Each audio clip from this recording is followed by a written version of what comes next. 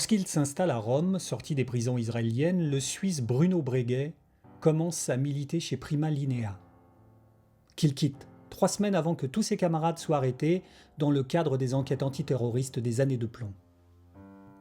En 1980, il semble prendre part à l'attentat sans victime contre les locaux de Radio Free Europe en Allemagne de l'Ouest.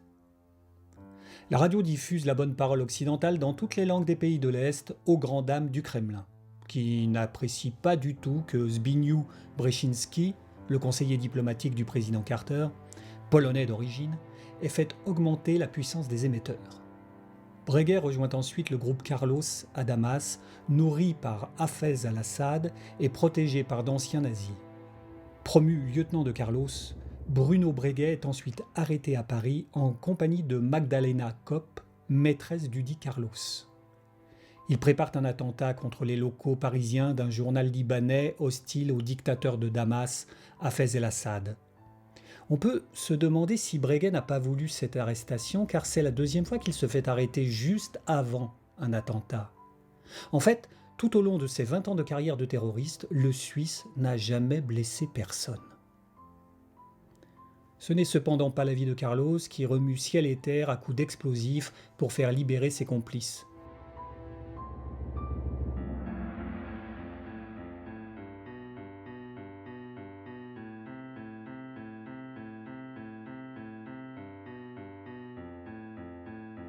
Des bombes explosent dans le TGV et à la gare Saint-Charles de Marseille, dont le maire, Gaston Defferre, est ministre de l'Intérieur.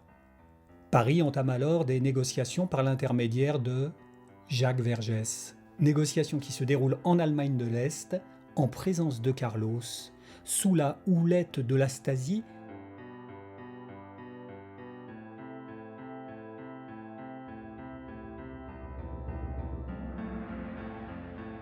Les années de plomb se résument essentiellement à une attaque des pays de l'Ouest par ceux de l'Est. Entre 68 et 82, le printemps de Prague et Solidarność, la guerre froide se déroule quasi exclusivement à l'Ouest.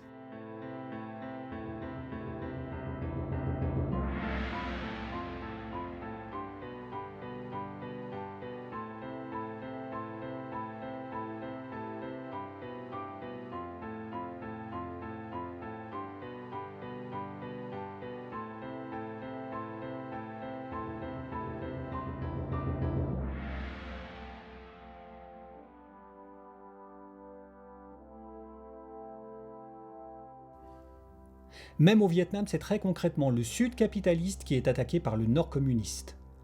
L'Ouest qui est sur la défensive.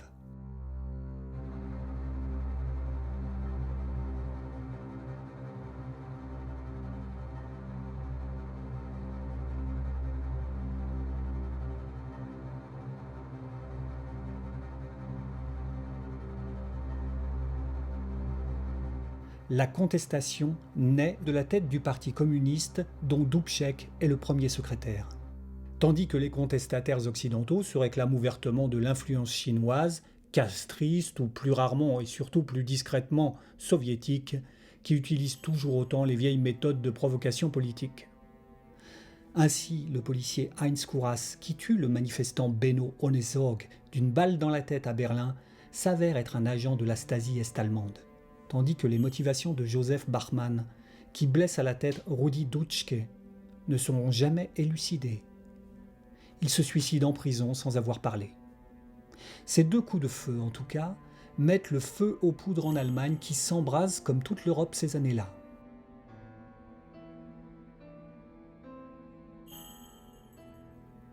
Les services secrets comptent moins sur la fidélité patriotique ou idéologique de leurs agents, qui peut être acheté ou menacé, que sur les pressions qu'ils exercent eux-mêmes sur leurs agents et informateurs. La peur qu'ils inspirent semble être le meilleur garant, et pour ça, ils n'hésitent pas à menacer la famille, la vie sociale et même la vie tout court. De ce point de vue, en se présentant d'entrée de jeu comme un nazi, un salaud, Genoux se mettait à l'abri de bien des pressions. Les négociations directes par l'intermédiaire de Vergès ayant échoué, il se démène pour sortir Breguet des prisons françaises et lui paie ses frais d'avocat.